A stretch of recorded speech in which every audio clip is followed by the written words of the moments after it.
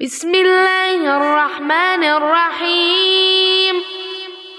هل أتى على الإنسان حين من الدهر لم يكن شيئا مذكورا إنا خلقنا الإنسان من نطفة أمشاج نبتليه فجعلناه سميعا بصيرا إنا هديناه السبيل إما شاكرا وإما كفورا إنا أعتدنا للكافرين سلاسل وأغلالا وسعيرا إن الأبرار يشربون من كأس كان مزاجها كافورا عينا يشرب بها عباد الله يفجرونها تفجيرا يوفون بالنذر